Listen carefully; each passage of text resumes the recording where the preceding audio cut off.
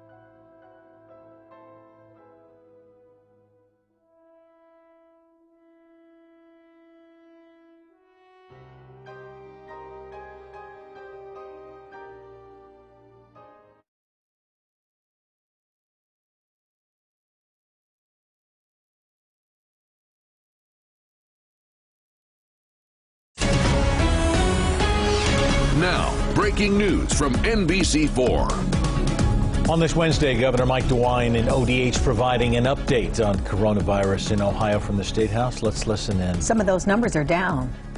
Numbers are down today as the governor gets ready to take to the microphone. Only about 393 more cases today.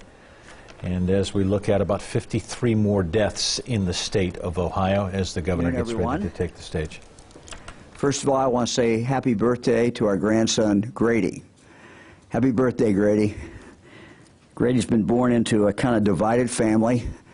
Grady's dad is an Indians-Browns fan. Grady's mom is a Reds fan and a Bengals fan. So we'll see where the loyalties go here over time. I'm also wearing a tie from the University of Akron, and go Zips. And I want to give a shout out to Susan Conover, a dear friend of our family, and she was a graduate at the University of Akron. So say hi to Susan. You may wonder what this is. For all you Buckeyes out there, Fran dug this out of our yard. This is a Buckeye tree, and where we live, the Buckeyes used to all be on our road, and we have a number of Buckeyes in our yard, but Fran dug this up, and so we thought we'd have a little fun today. We know this has been arduous and tough and difficult for the press corps. And before I announce this, I want to tell the press corps this has no value because Fran dug it up. So don't want anybody to get worried about that. But Lisa, who's our director of communications, has picked a number. And whatever the number will count the number of people who ask questions. And when we get to that number, I've got it written down here, secret number, but the winner will get the Buckeye tree, and the person who wins from the press corps will be the question number. I can't disclose it, but a certain number that's coming up. Today marks the 50th celebration of the first Earth Day. Thus the Buckeye. 1970, 20 million people celebrated Earth Day across the United States. The first Earth Day gave a voice to an emerging public consciousness of the state of our planet. Today, Earth Day is celebrated worldwide by people in more than 190 countries. Many communities, Earth Day events, of course, cannot happen this year. Many communities, they usually do, but they cannot. But the Ohio Environmental Protection Agency found a way for its employees to celebrate the Earth while staying at home. And there are many activities that families can do together as we're staying at home. So let's take a look at that. Hello everyone, I'm Lori Stevenson and I'm the director of the Ohio Environmental Protection Agency. As many of you know, today, April 22nd, is Earth Day. But what some of you might not know is that today is special because it marks the 50th anniversary of Earth Day. Many people on my team at Ohio EPA have come up with creative ideas to celebrate Earth Day with their families from their homes, and we'd like to share those ideas with you. We're hoping that it might spark some ideas from you, for you and your family to have fun, get creative, and make a difference. So thanks for watching, and from all of us at Ohio EPA, we wish all of you a safe and happy Earth Day.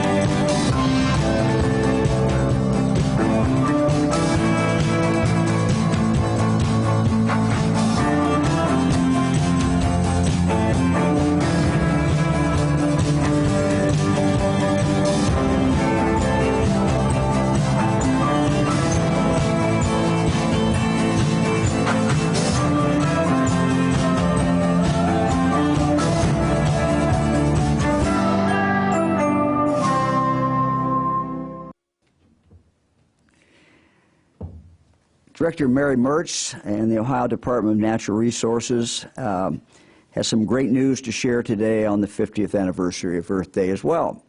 In 1979, Ohio's bald eagle population consisted of only 4 nesting pairs. The bald eagle was on the brink of being lost forever and was on both the state and the federal list of threatened and endangered species.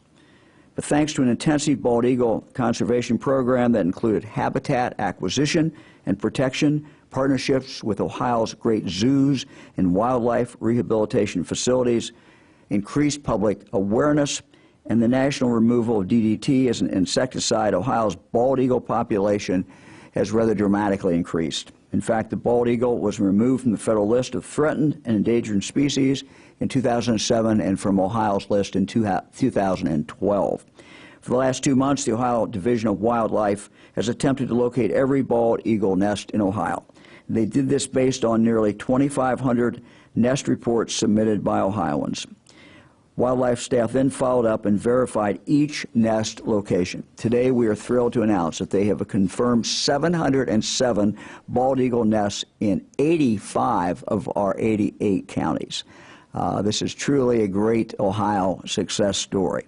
The bald eagle, of course, is a symbol of American strength, resilience, and the eagle's comeback in Ohio and across the country proves that we can overcome any challenges when we work together. So good news from Mary Mertz and the Ohio Department of Natural Resources. Let me turn to some not so good news. This afternoon, our director of the Ohio Department of Youth Services, Ryan Geese, notified me that they now have their first positive case of COVID-19 among the juvenile correction population. The youth started showing symptoms on Monday evening and was immediately isolated. These living units do not intermingle, but all the youth in this individual's unit are being monitored for symptoms.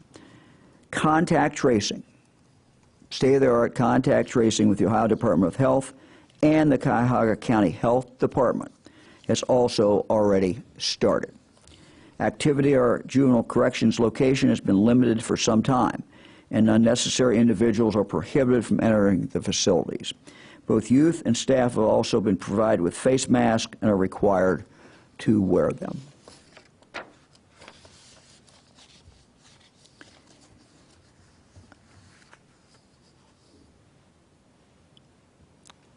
Some time ago, the director, Dr. Acton, issued an order postponing elective surgery. And the reason Dr. Acton did that was a concern about hospital space as we headed into this pandemic and a concern of the surge. Thank heavens we have avoided that. We still have a concern about critical personal protection equipment. But she issued an order stopping elective surgeries. I can tell you that, from anecdotally at least, some of the stories that I've heard, that some of the procedures, some of the surgeries that we had no intention of stopping have been postponed. And frankly, that has concerned me a great deal. So we're starting back now. We're starting back one step at a time. And let me tell you, and Dr. Acton can explain it in more detail, exactly what we are doing. But we are beginning this long process of lifting the stay-at-home order and lifting the orders that we have. Well, I'll take a minute to talk about this order that Dr. Acton is issuing. As I said, on March 17th, Dr. Acton issued an order postponing elective surgery, and the goal was to preserve critical PPE and clear out necessary space in our hospitals. Because of your great work and our healthcare system coming together to share resources and work to meet community needs as a team, we have prevented the massive spike in cases that we feared. Now we must begin the gradual multi-phase process of reopening. My first concerns are the patients that have had procedures and surgeries delayed. They have been waiting, and it's time for them to catch up. It's important that their doctors and their hospitals now reach out to them, and we ask them to do that. So today I'm asking healthcare providers in hospitals and outpatient surgery centers to reassess those procedures and surgeries that were postponed, to talk with the patient, to take a look at it, to see whether now, the passage of time, the surgery is certainly something that needs to take place, or the procedure needs to take place. We're asking that they review any of the postponed procedures or surgeries with the patient in light of that patient's current health situation and quality of life, and make a joint decision about whether to proceed. In addition, for new or other chronic conditions that may have a significant impact on a patient's quality of life, providers and patients together may consider moving forward with diagnostic procedures. Patients must be informed of the risk, of course, of contracting COVID-19 and that impact during the post-operative recovery process. Patients must have the information necessary to make informed decisions and greater attention to the effectiveness, and pay greater attention to the effectiveness of non-surgical options. That must be made. Resuming surgeries and procedures I've described will take clinical judgment and will rely on our healthcare providers to make responsible decisions as we move forward, as well as responsible decisions being made, of course, by the patient. We're going to continue to work with hospital systems, healthcare providers, patients, and other stakeholders to determine the next steps. Eventually, we'll be reopening our doctors' offices and dentists' offices, and together we will get back to normal. But I thought today it was important to get started on that. So we again are starting on the way back with our hospitals and ask the doctors to reach out to those patients. While Ohioans have done a phenomenal job following the stay-at-home order to reduce the number of people who get sick, this is undoubtedly a stressful time for many Ohioans. For some, it is worrying about when they'll receive their next paycheck. For others, it's trying to balance working from home with helping children with distance learning. And for others, it's managing their feelings of loneliness and depression because of isolation. We understand that Ohioans are struggling. I've asked our Director of Mental Health and Addiction Services, Lori Chris, to rejoin us again. She was here before, and to talk about a new effort that we're rolling out to help Ohioans get through this time. Director? Hi, good afternoon, Governor. The place that you were the last time. Yeah, I never move. Painting behind you. It's got colors, so. It is. It's called The Hug, so I think it's a good backdrop for these times. So Appropriate? It is, yeah. Well, thanks for having me. We're excited to be here to share this new opportunity. We've created a COVID care line, which is a new toll-free and confidential emotional support call service that is created by the Ohio Department of Mental Health and Addiction Services. And trained licensed staff will be available for callers to provide emotional support and assistance from 8 a.m. to 8 p.m. 7 days a week. And at 8 p.m. each day, the calls will roll over to the National Suicide Prevention Lifeline so that Ohioans will have access to a trained responder 24 hours a day. And again, this is an opportunity for the care line to provide emotional support and assistance to all Ohioans who are struggling with the stress from this pandemic. And all calls are confidential. We're really grateful for the opportunity to provide the emphasis that mental health is as important as physical health. And we're proud to bring this resource to all Ohioans. The number for the COVID care line is 1-800-720-9616. And so thanks for having us here today to share this good news. Thank you very much. When someone would call that number, what would they expect on the other end? How would that exchange work? Sure. We have trained staff who are licensed by the state of Ohio as counselors or social workers, other professionals who will be going through a conversation, really listening to what concerns are, understanding what stressors are, helping maybe do some screenings and help give strategies for emotional management and support. And if a person needs additional support over the long haul, they'll be connecting them to resources in their local communities where they can get the kind of counseling or other supports they might need over time. That number again? Sure, the number is 1-800-720-9616. And it's open from 8 a.m. to 8 p.m. every day and rolls over to a national number at night. Director, thank you very much. We appreciate it. Yeah, thank you. Stay well.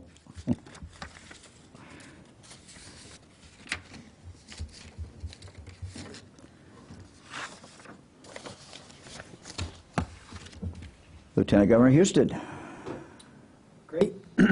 Thank you, Governor. It's good to be back with you. I've missed you. Even though we've been on the phone together nonstop all the time, but You got the right poster to follow the Dr. We do. Chris there, yeah.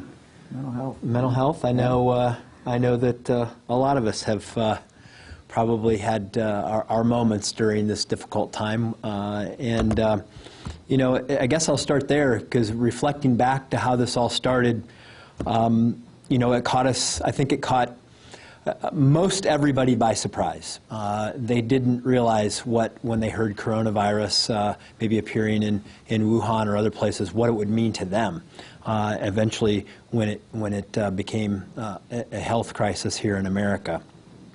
And you know, when Dr. Acton you know, started out, she was warning us about all of the consequences of it, and the governor, you know, to his credit, took swift action. I truly believe and will always believe that those swift actions put us in a great position today and forever going forward, because we didn't get overwhelmed by the coronavirus, that those protections, and to the credit of everybody in Ohio, your just team spirit, doing what you needed to do to keep yourself safe, your neighbors, your family safe.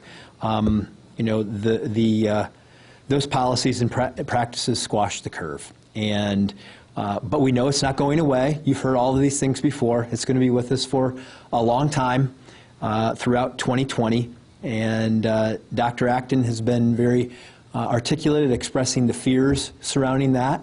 And I know that this weighs heavily on the governor's heart and mind as he has to make decisions about these difficult policy issues. But I have spent, you know, a lot of my time as it relates to the economic side of the crisis, because it's not just a health crisis.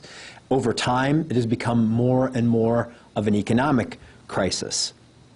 And I want to today spend a little time putting that in perspective for folks. In March of this year, just at the beginning of March, we had 5.6 million people in Ohio working. That's how many jobs we had in our state. The economy was robust. We had a record low unemployment rate, and the biggest issue that businesses had was that they couldn't find enough people to go to work with all of the great opportunities that they were creating. And boy, how things have changed in a very short period of time. Since March 15th, we've lost about 1 million jobs in Ohio. Nationally, that number is well over 25 million, will be by the next time the jobs numbers are reported. Probably going to grow much higher than that. It's projected nationally by the people who look at this, and we all know modelers on the health side, modelers on the economic side, they think that unemployment could go to 20%. It could be as low as 15%, could be as high as 25%. No one really knows, but those are some of the best estimates about where things are. To put it in perspective, during the Great Recession, which ended in 2009, the highest unemployment rate we experienced in Ohio was 10.9%. Just 10.9% seems reasonable compared to these other numbers and these other projections. And we know what the economic consequences were during that time. We also know from past recessions, from what we've learned, that as unemployment goes up, so do the rates of suicide, drug addiction, domestic violence, depression, homelessness, as well as other health consequences like diabetes. Bad economic conditions lead to bad health consequences. And this is the reality that we face. Not to mention that in every economic downturn, it hurts people the most who are at the low end of the economic scale, not just on job access, but on wages and wage growth and being able to pay the bills. It weighs heavily on that part of the population, as the statistics right now bear out. And this is not to mention that there are many small businesses out there, and I've talked to lots of them, who are within days, weeks of running out of money, running out of cash, and many of them will potentially close, not just for a while, but forever. And there are other consequences of this. Economic consequences spread across a lot of what we do in life. If businesses are not operating and people aren't working, then state and local government don't have the revenue to serve our collective constituents. State and local governments cannot borrow. We must balance our budget based on the revenues that we have. As for mayors and cities, I had a regular conversation that the governor and I often have with mayors from across the state. Some of them told me today that in their budgets they're expecting between 15 and 25% cuts. And that will mean police, fire, and other vital services. For many cities, there will be no other place to go. As far as the state, we rely largely on income and sales tax. Income and sales tax. And we know that if people aren't shopping and they aren't out buying things in the economy, our sales tax dramatically suffers, as well as when people lose jobs, the income tax revenue suffers. During a normal recession, the $2.7 billion we have in the rainy day fund would suffice. But based on current projections, and we know we can change the curve just like we can in healthcare, we can change the curve, we can change our economic curve, but based on current projections, that $2.7 billion, well, we might need twice that amount just to balance the budget over the next 15 months. But this is not about government, not about public officials, and this is about people. This is about the people that those resources serve. It's about their lives, the things that they depend on.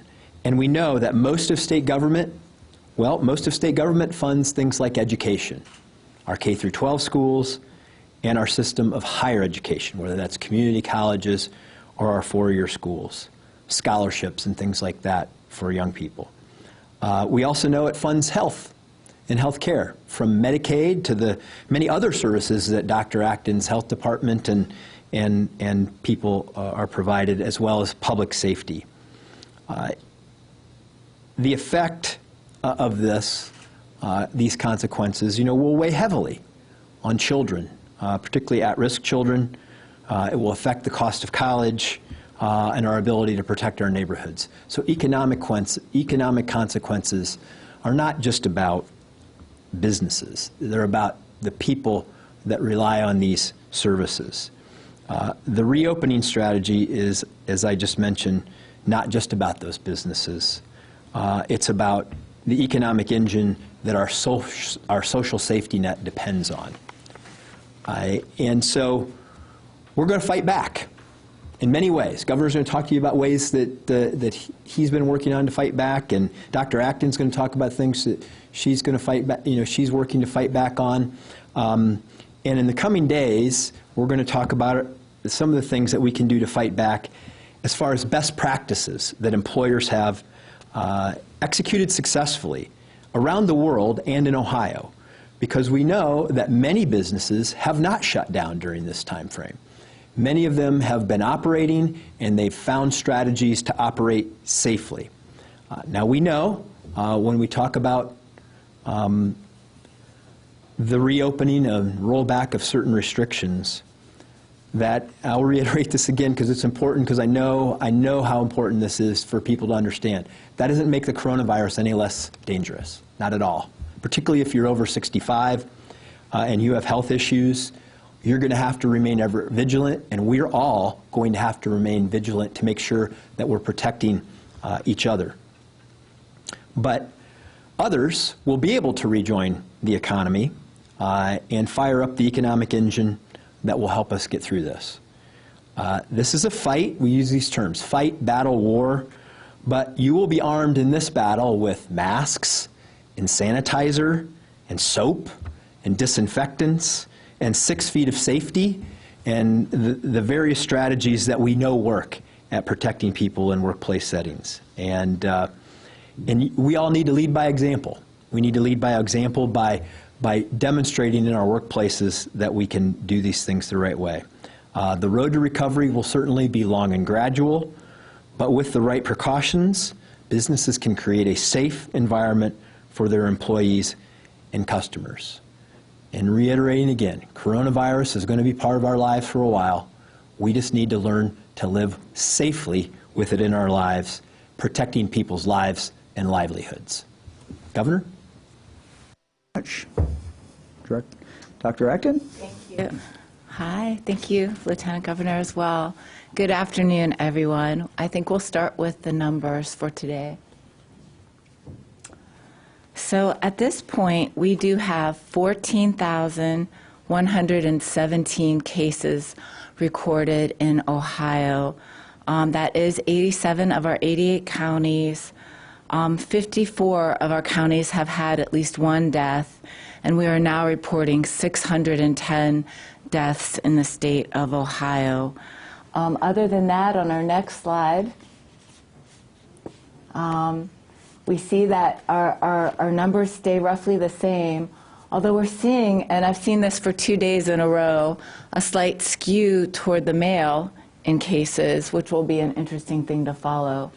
We've done 97, almost 98,000 tests in the state of Ohio, and we continue to see the same age range. Next slide. Similarly, our trends are continuing, but we did see in the last 24 hours a dip in our cases to 392. Again, we're following our 5-day trend lines. Similarly, we've gone up a little bit on our deaths. We know that our deaths are lagging behind our illnesses, so that is not as surprising.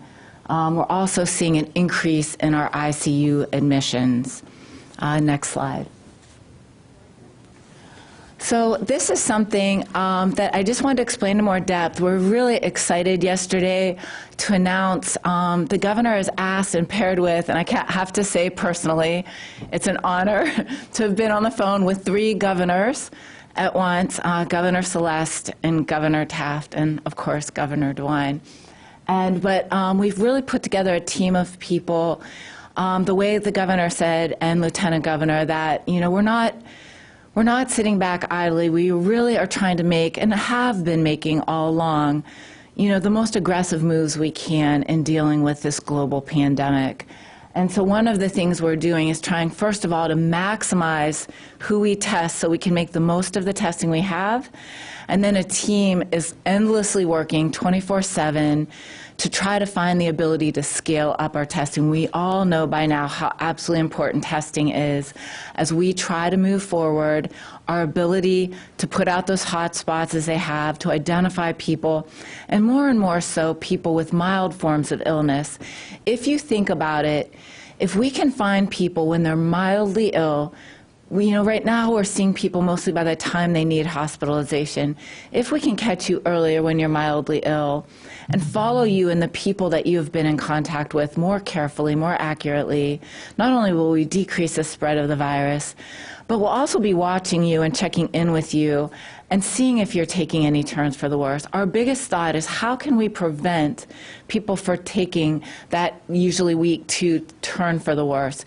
We really see people, interestingly, the science is showing, that are walking around. They walk into emergency rooms, Governor, and it's not till they put the pulse oximeter on. It's that little machine, that goes on your finger and lets you know how much oxygen you have in your blood. Usually they are seeing levels of oxygen so low that you would typically be intubated by the time you had that level of oxygen. But people are actually, because of the unique way this is affecting oxygenation in the body, people can be almost like a walking pneumonia. They're walking around not knowing. So there's a lot we're learning about the virus, and we're really trying with our future testing to be even more clever in how we really come around people who have this disease. So important for everyone to know, and I say this to all hospitals, all clinicians out there in the state, we've always been prioritizing who we test, but it's very important, and I'm insisting on this, that we all prioritize the same way.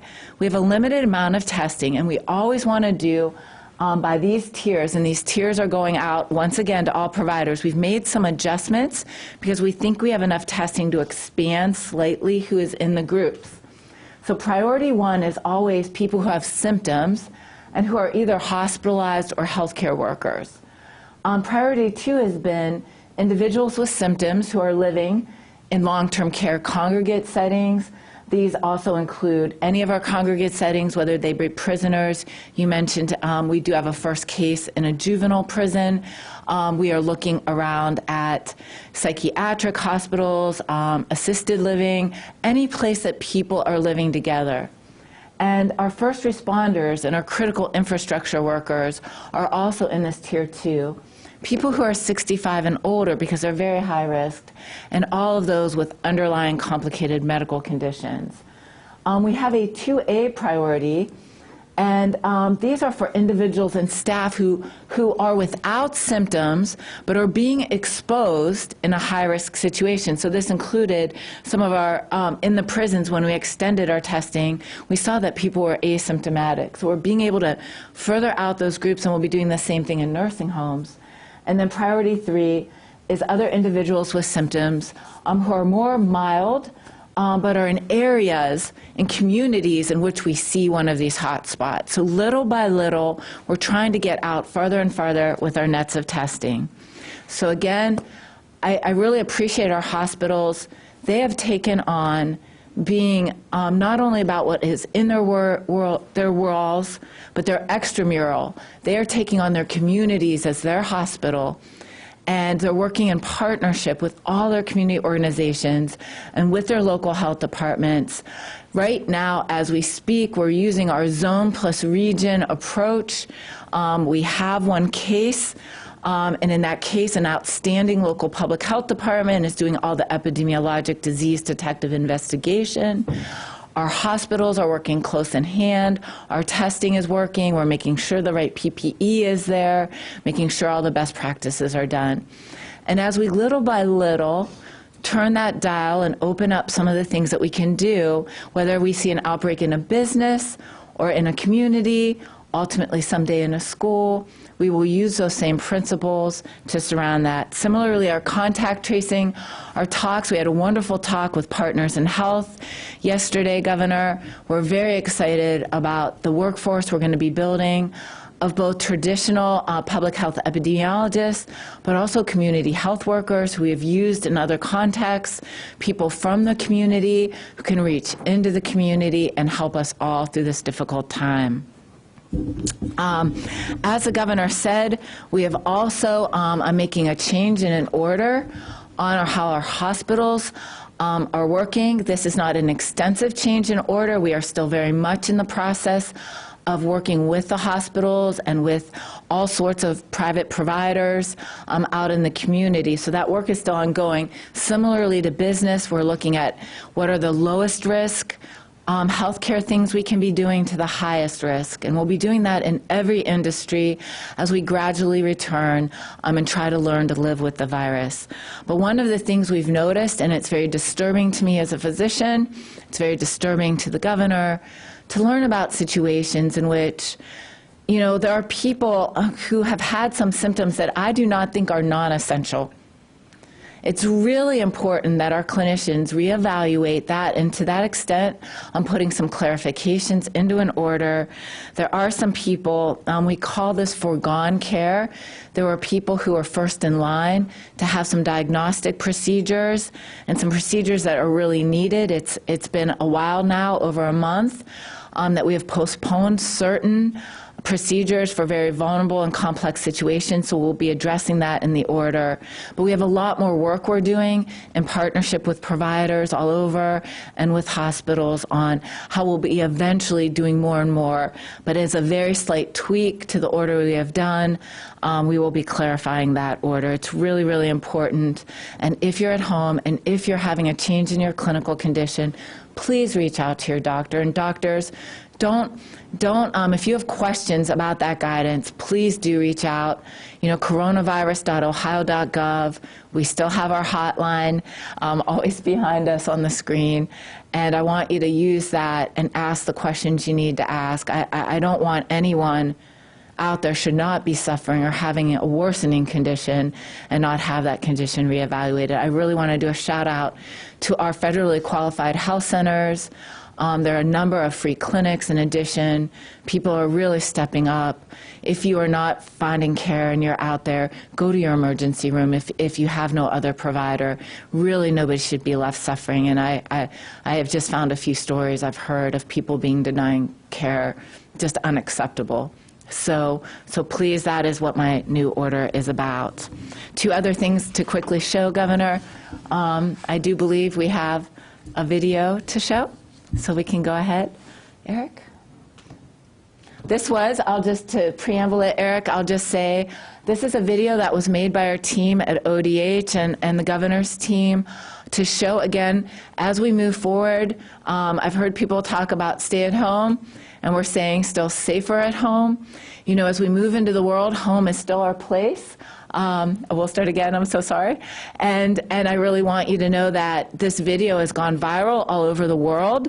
It's been requested by people all over the world. States are starting to use it to show, again, the impact of our social distancing.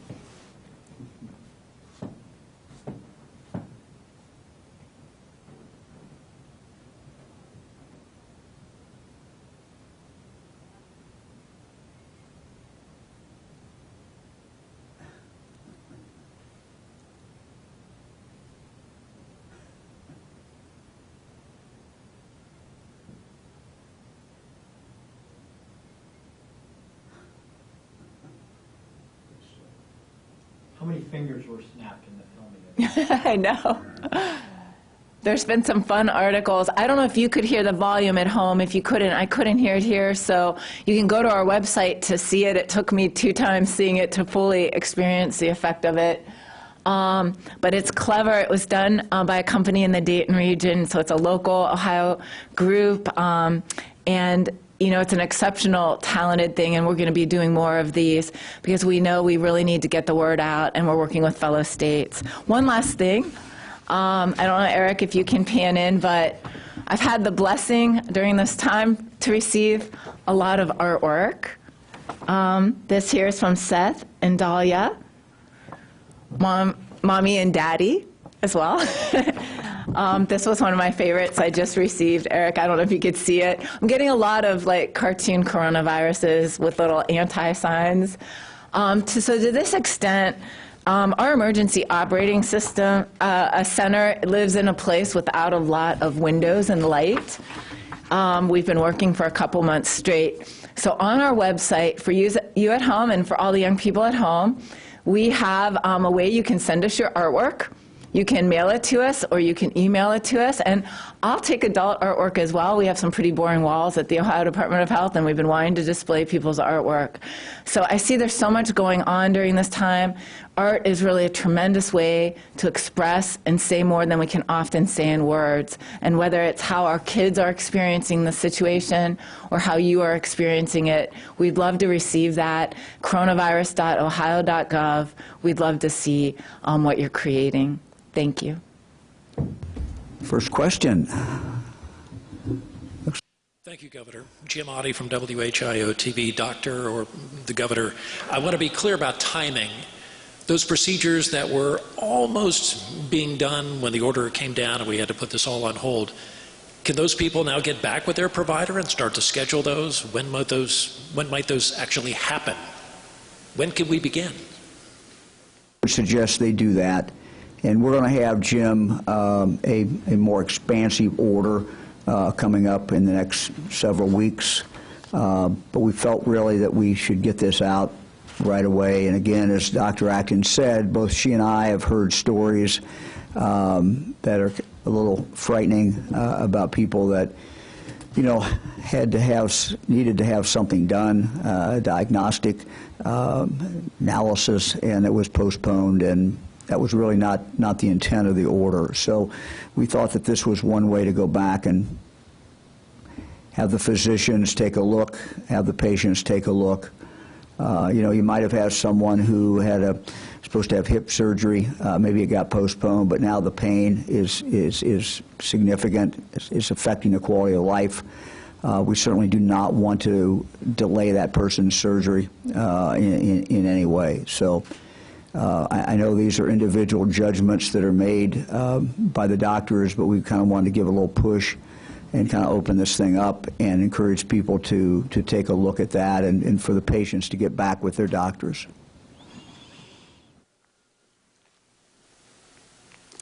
Hi, this is Molly Martinez with Spectrum News. My question today comes from the young, tenacious journalists at the Eye of the Gale, which is Lancaster High School's newspaper. They say, quote, "Our school students are in limbo and worried about their futures. What words of encouragement do you have for the thousands of high school graduating seniors who are missing out on traditional rites of passage, such as graduation ceremony, as well as younger students who are worried about their future educational experience?" Well, I can only imagine how tough that is. You know, Fran, I have 8 children. They've all graduated from high school and college, and I know what a big deal that was, both the high school and the college. We've had grandchildren in the same position who have already graduated. So I know that that's difficult, missing your senior prom, junior senior prom, you know, not being able to participate in spring sports.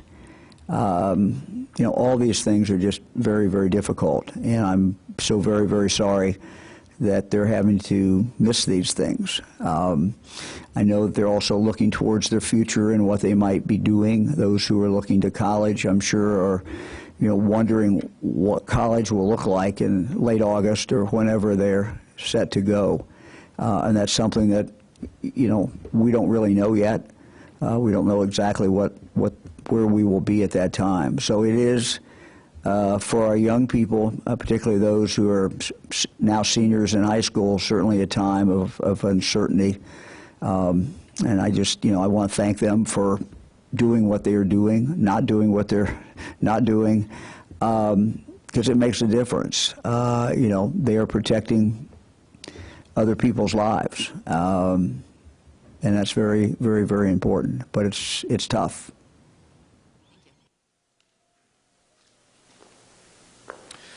Kevin Landers, WBNS 10 TV. Hello, Governor. My question is, we're 9 days away from opening some businesses in Ohio, but there are many people who question why the rush to May 1st? Why that date? Without the ability to rapid test or even contact trace, and no real rapid decline in cases, deaths, or hospitalizations, what specific guidance are you using that tells you that this is the right call?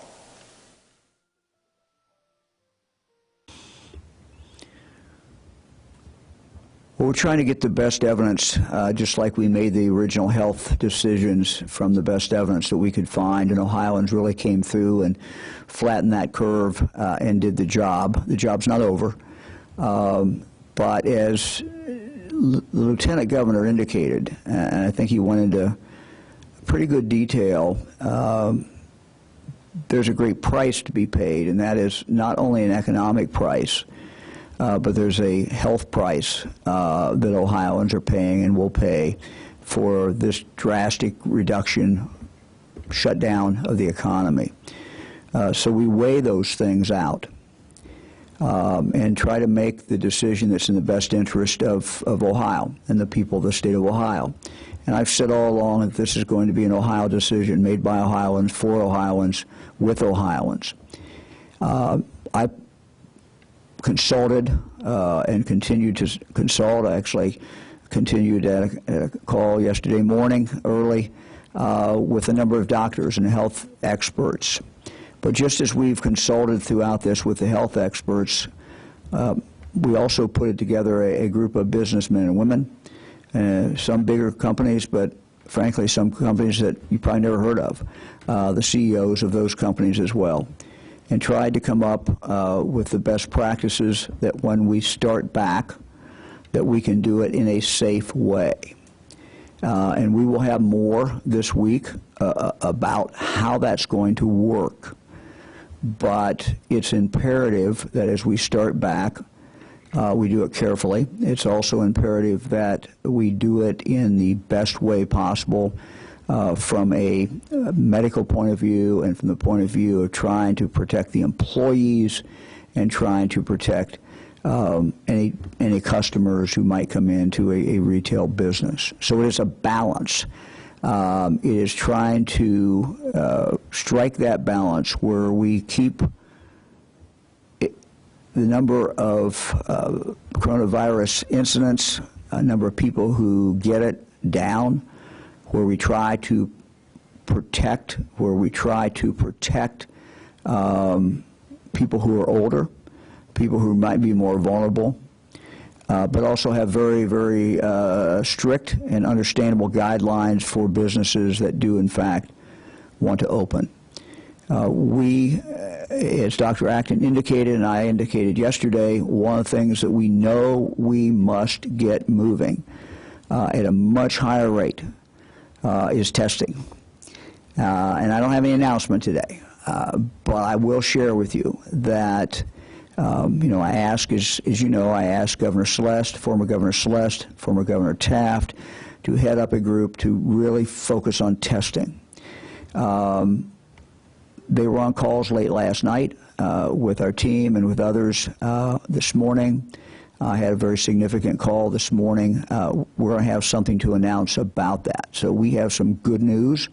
It's not done yet, not signed and sealed, but the ability to test and to test in depth and do the tracing, do what is the right thing to do, not only for that individual but for everyone, and that is when we find someone who tests positive, to be able to interview that individual if they're willing to do it, and most people are, and then find out who they've been in contact with, and then go down and try to make sure that we get aggressive about this disease, about this virus. And so I'll have more tomorrow, day after, about how we're doing that. But I'm much more optimistic today than I was even yesterday about our ability to test, and optimistic about our ability to do the proper tracing with local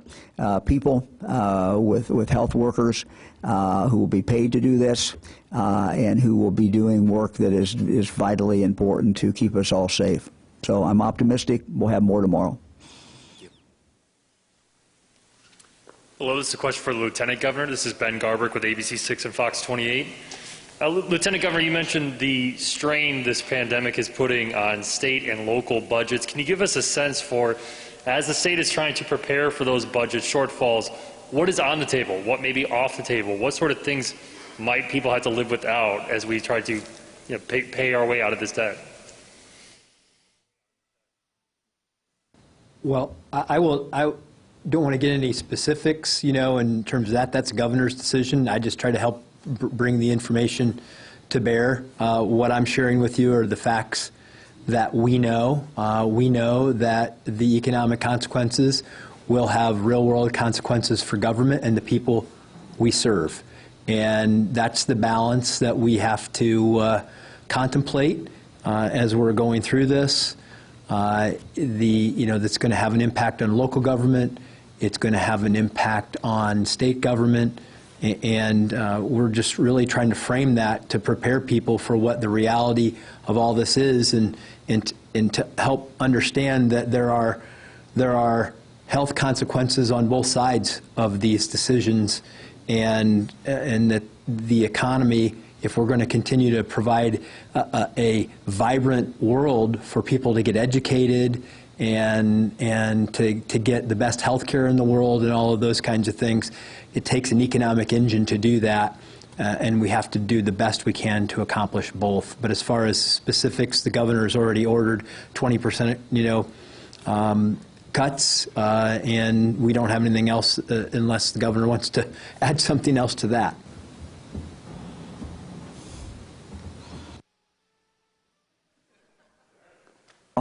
More later, but the 20%, and we've made it very clear to our directors, they need to start whacking away at this. We have to do it. Adrienne Robbins, NBC4. My question's for the governor or the lieutenant governor. We're hearing from a lot of small business owners who are wondering if they're going to be part of this reopening come May 1st. When could we expect a better idea of what this reopening will look like, and what would you say to some business owners who say, should I be preparing? Should I be buying masks? Will I reopen on May 1st? We want to lay this out, and that's a very good question. I understand that people are frustrated. Everybody's frustrated, and small business certainly are frustrated with what is not going on in their businesses. What we want to do is to be able to outline for them and make it very clear, make it easy to understand exactly what will be required when they start their business back. And the big principle is going to be protect your customers if you're retail, and protect your employees and protect yourself. So that's the basic guideline, but we're going to have more details. So when we do make this announcement, that will be coming up shortly, people will be able, it'll be clear, people we hope understand it, they'll be able to do what we ask them to do. And in that sense, it is kind of a bargain. If you can do these things and keep everybody as safe as possible. I mean, there's always risk. Nothing is completely free of risk. But if you can take the necessary steps, then people will be able to move forward. But we'll have more information in the next coming few days. If I could add a little bit. What we went through is that, yes, small businesses will be included. We have consulted with small businesses. We've consulted with large businesses. We look at CDC guidelines. We look at OSHA guidelines. We look at Homeland Security guidelines. We talk to the businesses about the practical implications. Then we run it through a health filter. Everybody from Dr. Acton's group to other experts who we've been connected with to help give us some perspective. Then we run that back to business to make sure that it's a practical tool that they can, or a practical regulation that they can comply with. And we just have been going through that process to make it the best business-friendly, health secure plan that we can get, and we're getting very close to having it to the point where the governor can sign off on it and announce it. Jim Province with The Blade. This question is for Lieutenant Governor Hugh. There's been a lot of talk about the small businesses, and so this is a question about the large factories. The Toledo Jeep plant's going to restart operations on May 4th, and we've been hearing from Jeep workers who are worried about whether that would be safe, particularly since many of the workers come from the Detroit area, a virus hotspot. Can a massive plant like this adjust to accommodate social distancing with so many employees, and should a worker feel comfortable filing a complaint with the local Department of Health if they don't feel safe? Well, what I can answer in that is that they're going to have to comply with all of the regulations, or they won't be allowed to open. That's the bottom line. We're going to be very firm about this. We want economic activity to happen, but we want workers to feel safe. We want customers to feel safe. So the protocols that will be in here have been tested and run through health filters to make them as safe as they can be. There's no absolute safe situation unless you're isolated by yourself and not near anyone. But there is a way to make it reasonably safe, to mitigate risk, and to give people a sense of confidence in where they're going. And if businesses follow these practices, and I want to reiterate, many businesses have been operating in Ohio all the way through this, from grocery stores to hardware stores to manufacturing to construction, and they've been doing it with very little incident. I talked to a business the other day who's an ag business, 2,300 workers. They only had one person during this whole process that had that contracted coronavirus. They isolated them, the person recovered, and now they're back at work. So there are safe ways to do this. Businesses have to follow it, and yes, employees, if they feel like they're not safe, then they can contact the health department, and the health department will be able to enforce those guidelines. They should feel very comfortable calling the health department and making sure that that happens. Let me just add, Jim, to that. John said that many businesses have done a very, very good job during this period of time. We have learned from what those businesses have done. I want to also say that our initial orders were not as detailed as these orders are going to be. So these orders are going to apply to even businesses that are still, that were never closed. And so these will be more stringent, very specific orders than maybe some of them are using. Some of them voluntarily are using them, and we're very grateful for that. But there may be some that are not. We're going to outline that, so that's going to apply to businesses that are currently closed, but also businesses that are currently open. Good afternoon, Ben Schwartz with WCPO in Cincinnati. I would like to direct this question to Dr. Acton. Dr. Acton, this is a question sent in from one of our WCPO viewers. This viewer wants to know about the Marion County State Prison and how there are nearly 2,000 cases, and at the time of this there were no deaths, but I'm hearing right now that there may be some deaths right now, but either way, with 2,000 cases and so few deaths, if that is an indication that the death rate for COVID-19 is lower than we originally thought, or if there's a different reason for something like that. So first of all, I think it probably would be best to direct your question, to the director of prisons to get more detail. So I'm not hearing, at least I'm not aware of what you're saying, but I will say this about just the epidemiology of it. We know we have a lot of cases. We actually think we have a lot of cases all about us, but it's a place where we tested, and we tested more extensively. And what we know is a certain percentage of people, many were asymptomatic in the prison. Some will go on to develop symptoms. Some of those folks will be sick enough to actually need hospitalized. Weeks or two goes by, maybe ICU, and we know just by how this works that the deaths will fall later. So we really don't have the kind of population level data until we have the testing, until we have some time to see numbers over time to make any conclusions about fatality rates in this country. Thank you. Hi everyone, Andy Chow with Ohio Public Radio and Television Statehouse News Bureau. I guess this is a question more for the governor and lieutenant governor. The idea of reopening businesses and the idea of workers can be protected because of masks and hand sanitizer and disinfectant wipes. When people go out to stores, those supplies are not there, they're not available. How confident are you that the supply chain will be ready for businesses who need to get these supplies, and what can companies do if they can't get it? A very good question. We've been working very hard. We have a team that is focused, both people from the private sector and people in our administration who are working every day in regard to those supplies. So it is a work in progress. It is possible that some of the requirements will not be able to be met, but I'm confident that most of them can, and in a short period of time, all of them will be able to. What you're seeing with masks, for example, these are not, the masks that we're talking about are not the COVID-19, or excuse me, not the N95 mask. that are difficult to get. Some of these masks can be made. Some of them are actually being made in our prisons. Some of them are being made by companies in Ohio.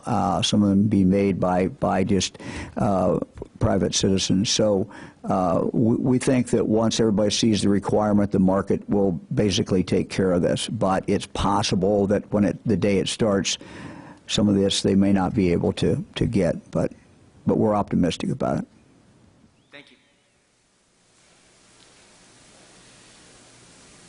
Hi, I'm Jack Windsor with WMFD TV in Mansfield. I have a question for Dr. Acton, followed by a question for Governor DeWine. I'll begin with Dr. Acton. Dr. Acton, yesterday you said in some countries they're looking at certificates to say that you are immune and therefore kind of able to go about your business. And I think that would be a dream thing if we can get something like that. My question is two parts. First, do you see this as a violation of our constitutional right to privacy? You must be aware, Dr. Acton, that your statement set off civil libertarian alarm bells across the state. And secondly, given that sentiment, do you still support mandatory vaccination and immunity certificates, despite that they seemingly contradict our Bill of Rights and constitutional protections? Thank you for your question. I'm actually glad you raised it, because as a doctor or a scientist, I'm often not aware of the things that set off those triggers for people. So I was actually referring to it in a different context. I was referring to it in the context of business. And one of the things that had come before us as we were really trying to look at ways businesses could reopen and we could support the economy, about 2 weeks ago, one of the things that was really gaining a lot of traction was the ability to do antibody testing, which means not the testing that says you have the disease, but the testing that says you had it. And the dream about it is, you know, for all of us, you know, we've known that having a vaccine against this disease would keep you safe and you could go about your life. You wouldn't have to worry about passing it on to someone else or catching it yourself. You'd be safe on both ends. Immunity, typically in a viral infection, is another way that happens. If you are actually immune, you've had a disease and you've recovered, but you've built up antibodies in your blood, that also will protect you. It's almost as if you were vaccinated. So one of the business solutions that was being hoped for was that if people really did have immunity, that they could have proof of that. And by proof of that, it would be a doctor's note or a record that they had taken the test and they'd have test results. I agree, that is a policy discussion that is worth talking about, and if people would want to implement something like that. But my focus in the discussion was more on the wish, I think, that the dream that all of us have. Many of us have had this disease, and possibly asymptomatically, but we have no way of knowing we ever had it. And that would be really useful information I think we all would like to have. But that's in our relationship with our doctor, not in the relationship with the government. Let me answer it a little bit as well from a policy point of view. This virus is going to be among us. And so what we're really looking to try to do with medical science is to give people, the individual, because all these are individual choices, the individual as much information as possible about their particular health situation. So no one would be compelled to do this, but it might give them some information that would allow them to make their own judgment about what they do. Let's give an example. Let's say there's a 70-year-old woman, man, they have a job that they love, they don't want to stop working, they may have some medical challenge, so they, in the new world that they're going to be living in for the next probably a year or so, they're going to make an individual choice. And their choice is going to be, do I go back to work? Do I go back to this job I love? How risky is that? And so having more information, for example, if they knew that they had actually had this but didn't realize it, and one of the things that we're seeing more and more is that there are more evidence that there are people out there who have had it but really didn't know it. And if science would tell that person, well, that's going to give you immunity, and again, that's still not known for sure. But that would be a piece of information that person might want for themselves. So this is an individual choice. This is trying to inform that individual's decision. And that's really what we're talking about. It's individual rights. It's individual taking their life into their own hands and making their own choices and trying to help them get more information if they want more information. Thank you for answering that so thoroughly. So my second cue is for Governor DeWine. Governor, on March 23rd, you issued a state order built on two pillars. One, we need to flatten the curve. Two, we need to buy time to ramp hospital capacity. A month later, data points from sample tests around the country. I'm sorry. May I continue? Okay.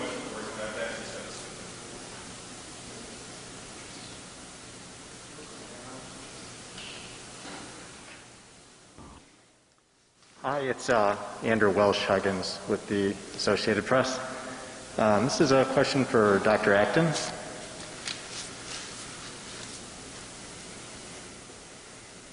Hi, Doctor. This is if I pronounce this correctly, a hydroxychloroquine question. I'm just wondering, has the state bought any hydroxychloroquine treatments? If so, how many? Basically, how was that decision made, and then what would be the plans or the use for those treatments? I'll look into that. I don't know the answer to that. I know there was a shortage early on, and I'm not sure where that went. But I do know we did issue an order. It's an anti-malarial drug, of which I get tongue-tied, so don't feel bad about that. It's hydroxychloroquine. It's an anti-malarial. Governor, we took it going to Haiti, if you remember. And that drug has also been in short supply, as are many drugs and many parts of our supply chain right now. And it's actually a drug that's very needed by people who have autoimmune and rheumatologic diseases as well. It's very essential to them. So when we had shortages, we saw that there was maybe some hoarding going on. So we limit it to a prescription with a doctor to 14 days. But I'll look more into the rest of your question. Thank you. For coronavirus itself, do you think that's something the state has done? I remember that being under discussion, but I'm not sure if it happened or not. So I'll find out for you, and we'll get back. Thank you. Good afternoon. It's Laura Bischoff, Dayton Daily News, and my question is for Governor DeWine. You've said that the right of protesters to be out at the Statehouse is clear. It's a First Amendment right.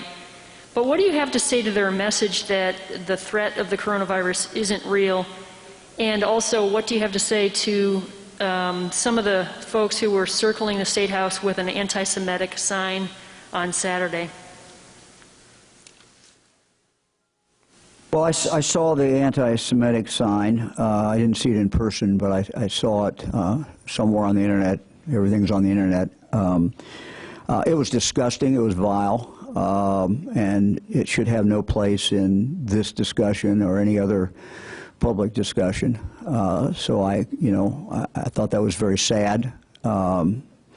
People have a right to protest. They have a right to say they don't like Mike DeWine, or they don't like what Mike DeWine is doing, or anybody else, and that's fair game. But that's not fair game. That's wrong, and I think everyone has an obligation to denounce it. I talked yesterday about my dad, who on the second or third day after he was liberated came to the concentration camp in Germany, and I remember what he saw. I don't remember what he saw, but I remember him telling me since the time I was a little kid what he had seen, and he never forgot it his whole life. So this is just this is vile and it's disgusting, and it's wrong. But look, people have a right to protest. If they're carrying anti-Mike DeWine signs, they got a right to do that. But anti-Semitic signs, That's just wrong. Thank you, and happy Earth Day.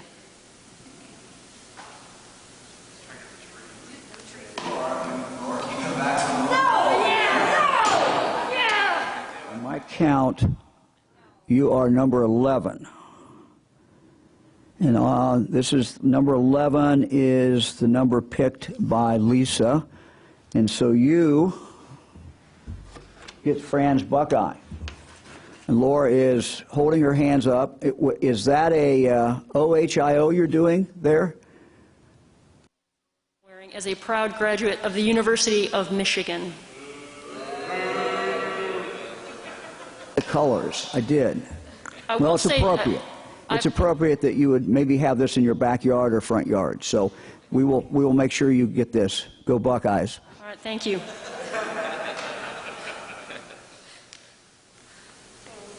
Very nice, Governor.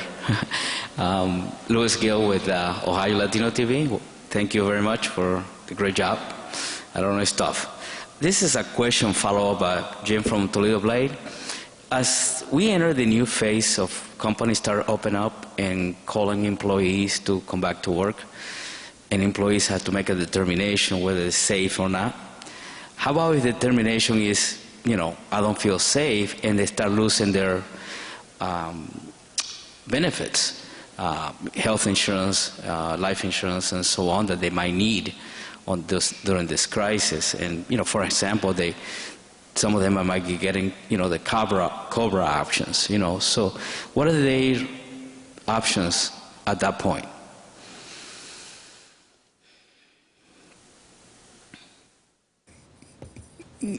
The orders that we're going to announce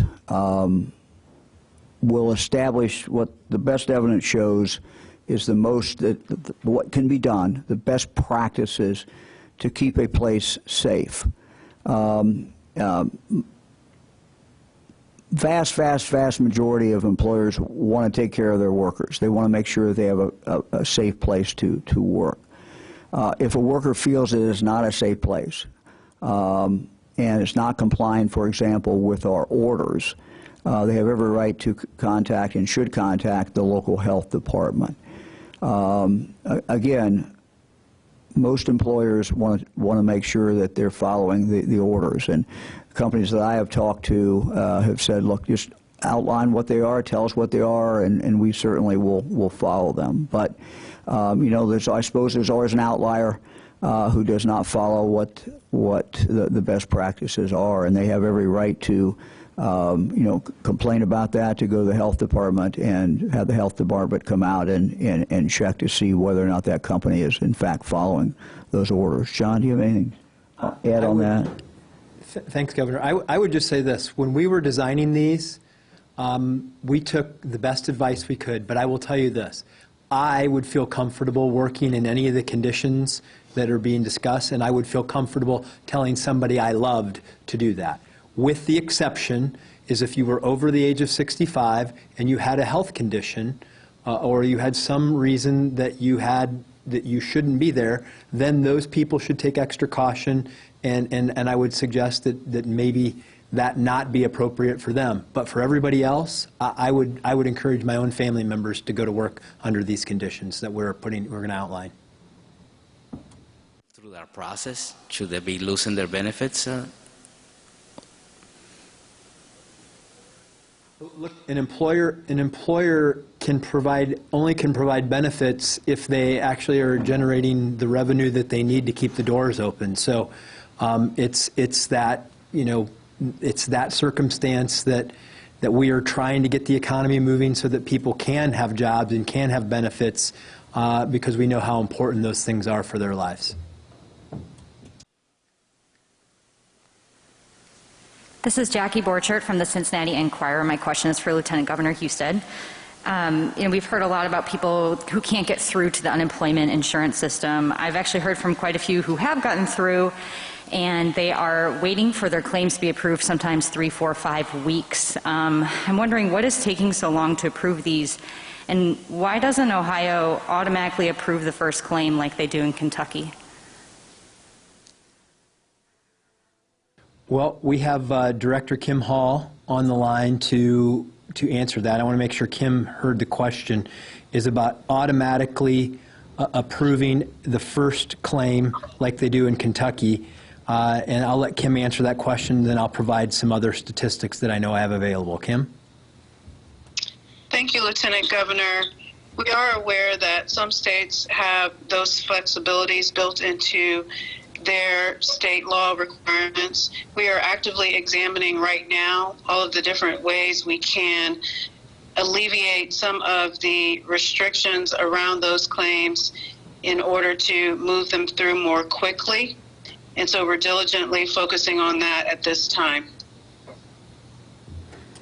Great, thank you, Kim. And I do know that as of yesterday, they had paid $858 million out in claims to 349,176 people. So that was as of yesterday.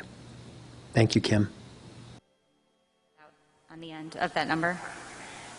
349,176 claimants paid from March 15th until yesterday that have been processed, and that total amount is $858,499,009.06. For your being precise, how many claimants have not been paid yet but have filed that claim?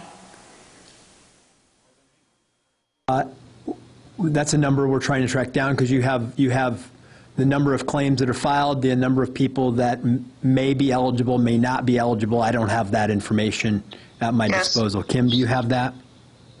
I do. Thank you, Lieutenant Governor. One moment. I'm pulling that up. So we are at 401,214 as of last night allowed, claims that are allowed. And so those are being paid right now and preparing to be paid. 353,000 pending, 148,321 denied. So our numbers right now, we're not obligated with DOL, et cetera, to report all of that detail, but we are able to share those different categories. 3,910 have been withdrawn. Those numbers change every day as more and more claims are processed. Thank you. Hi, this is Laura from Cleveland.com. My question is about daycares.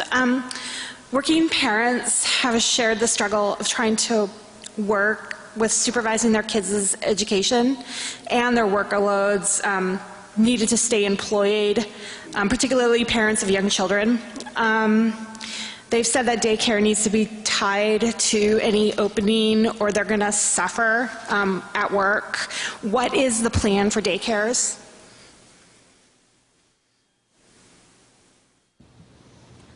I couldn't quite catch that. Could you repeat your question again? Parents are struggling to supervise their children's at-home education with their workloads to stay employed. So as the economy opens up, what is the plan for childcare, because schools are going to be closed and yet parents are struggling to work and supervise their kids' education?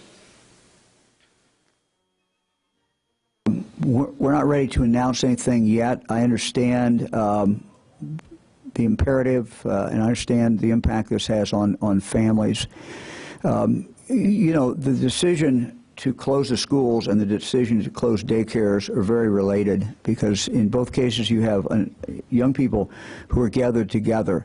And the real concern is not directly for them, because unless they have a medical condition, the odds are they're going to be okay throughout if they get this.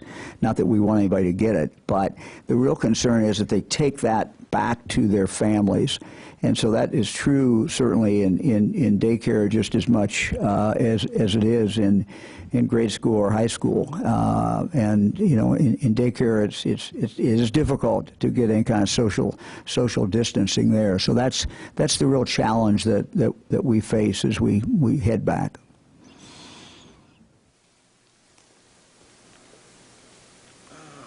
Good afternoon, Governor. Randy Globo with the Columbus Dispatch, and I guess I have the honor of asking the last question.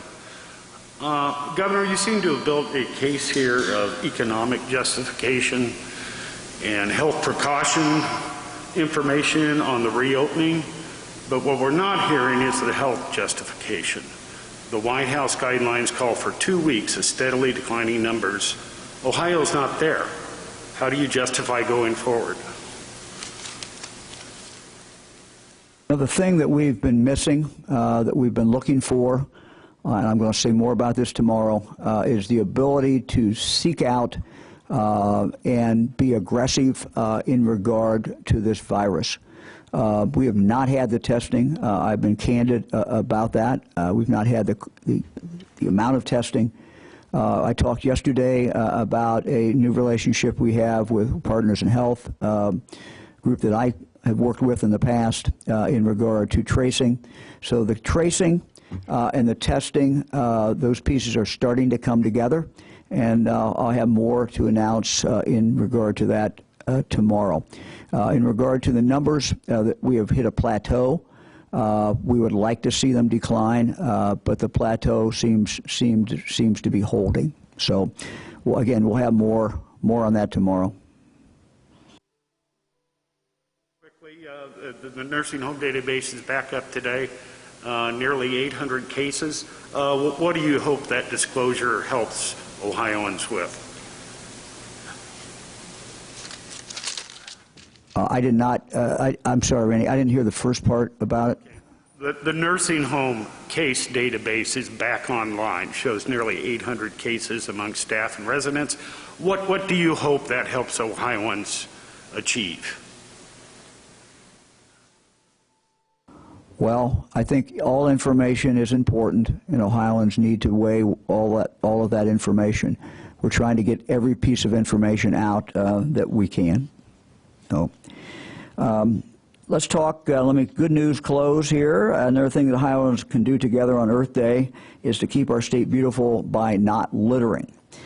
In this Earth Day message we're going to play, you'll see Ohio Environmental Protection Director Lori Stevenson, who you saw earlier, along with Ohio Department of Natural Resources Director Mary Mertz, who I referenced, and Ohio Department of Transportation Director Jack Marshbanks.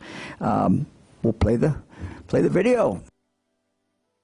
Litter is a big problem along our roadways. It's especially bad in urban areas. You've probably seen ODOT crews, inmates, private sector organizations, and adopt-a highway volunteers picking up litter along the road in the past. On average, these groups spend countless hours collecting about 400,000 bags of trash from along our roadways each year. 400,000 bags of trash a year. That's enough to put 4 bags of trash in every seat of Ohio Stadium. Think about it. However, due to the COVID-19 outbreak, only ODOT crews are removing that trash right now. So it is more important than ever to make sure that you are doing your part to prevent this pollution and keep Ohio beautiful. Please do not throw trash, including gloves and masks, out of the window of your car. Please make sure if there is anything in the back of your truck, it is secured and cannot blow out while you drive. Please help by keeping others from doing the same.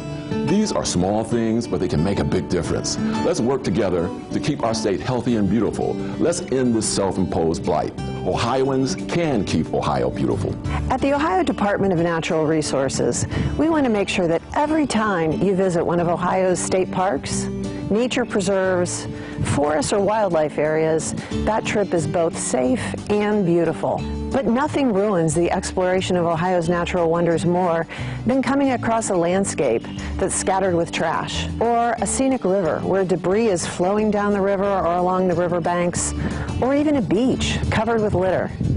We work really hard to keep Ohio's beautiful public lands clean and trash-free, but we need your help too.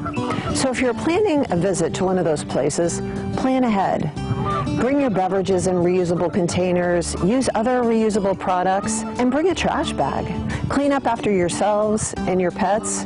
Everything you bring from home should go back home. leave no trace. Together, we can keep Ohio's public lands beautiful, clean, and trash-free. Thanks. As we celebrate the 50th anniversary of the first Earth Day, it's a day for us to remember how important it is for all of us to do our part to protect the environment. But every day can be Earth Day if we take a few simple steps to make sure that we keep Ohio beautiful and litter-free. When we throw trash at our car windows or on the ground, not only does it create an eyesore and a burden for others to address, but it also threatens our wildlife and creates public health concerns. In addition, many of us have seen the devastating footage of trash as it makes its way into our waterways across the globe. But the good news is that we can reduce these negative impacts by taking the simple step of ensuring that we throw our trash away the right way. It's a great thing to do for the environment, for our great state of Ohio, and for the earth.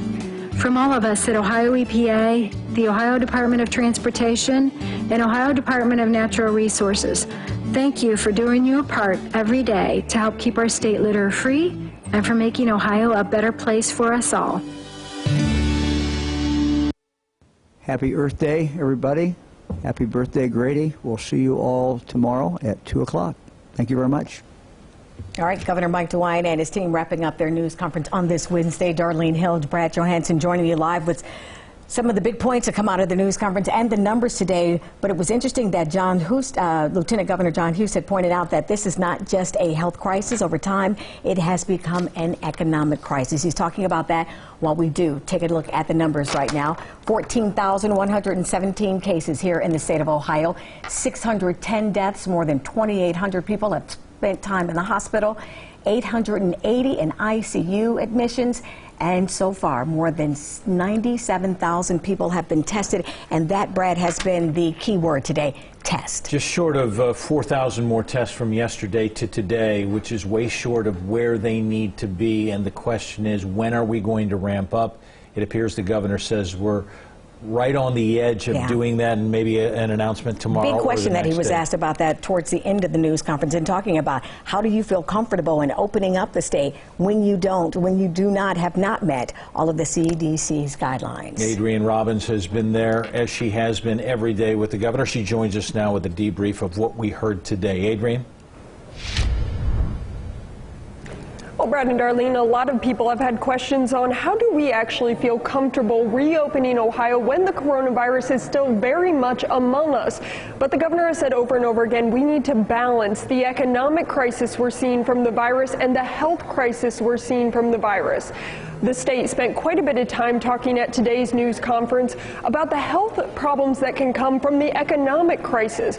Depression, drug addiction, homelessness, and domestic violence rates all go up. We have obviously seen that number skyrocket. Today, Lieutenant Governor John Hughes said a shocking number, to me at least. From March 15th to now, we have lost 1 million jobs here in Ohio, and they don't believe that will be the end of it. But that is why the governor said it's time to act now. It's time to reopen Ohio come May 1st. But we still don't know exactly what that will look like. The governor is promising within the next couple of days there will be strict guidelines for businesses. I know we've been getting quite a few questions on what they should be doing to prepare. Will they be some of those businesses that are reopening come May 1st? The governor said those guidelines will be coming very soon, and they will be very clear on what businesses need to do if they do plan to reopen. But again, the governor is saying it is time to reopen Ohio, but we need to do it carefully because the coronavirus is still out there. The governor said we still need to ramp up our testing, and that will be a big part of people feeling safer going back to work and going to stores. He said in the next couple from that strike team that was created yesterday with Governor Taft and Governor Celeste. Another big announcement coming today is on the non-essential surgeries. Obviously the ban now being lifted, but it doesn't sound like you will just be able to now go to your doctor and schedule something. The governor said he is prioritizing those patients who had a surgery scheduled and then it was canceled due to the ban. Dr. Acton said she would be issuing a new order to clarify what exactly they think can be done and what can wait a little bit longer. Brad and Darlene? All right, Adrienne, thank you. In talking about that, we walked into this with Adrienne emphasizing 1 million jobs lost. But 2009, as Lieutenant Governor John Husted said, we were at 10.9, and we have the potential now, if the number skyrockets, to be at 25% instead of 10.9% by the time this thing is all over. But he says the guidelines that we are setting, I would be comfortable working in, and I would be comfortable in having my loved ones working in, and those guidelines are going to be coming out in the next couple of days. Absolutely, and it was interesting that he pointed out that a number of, or many businesses did not shut down, and they found safe ways to operate, ways of making sure that masks were provided for their employees, for some of their customers, hand sanitizer, social distancing. And it's important that he said we lead by example. So they're trying to roll this out the right way. But like you said, the devil is in the details. And we're not going to get those details until probably tomorrow or Friday. You talked about the CDC guidelines as the governor was asked. Okay, we're supposed to be having decreasing numbers for 2 consecutive weeks before we open up on May 1st. Why are you comfortable when we haven't gotten to that point? And the governor said, we have not had the testing. I've been honest about that. We're going to address that here in the coming days. But we have hit a plateau. We'd like to see them declining, but we've hit a plateau. I'll have more on that tomorrow. Yeah, he has been, as he said, all along, he's been very transparent, has done a very good job in keeping people here in Ohio informed of what's going on. But here, these past couple of days, some people are talking about how the numbers, the details that should have been coming out before he said, let's open up May 1st. A lot of people feeling like they're not getting that information, and they had hoped to hear something before a date has been set. They don't want to have or see what happened in Ohio, what's going on in states like Tennessee or in Georgia, where the plan is just, it's huge. As the governor and lieutenant governor have both said, frustration abounds. We will try and to alleviate some of that frustration tomorrow with more details. We'll have much more coming up in an hour-long edition, one more time, coming up at the top of the hour, first at 4. We're going to send you back to Alan right now. Thank you so much for joining us. We'll see you at 4.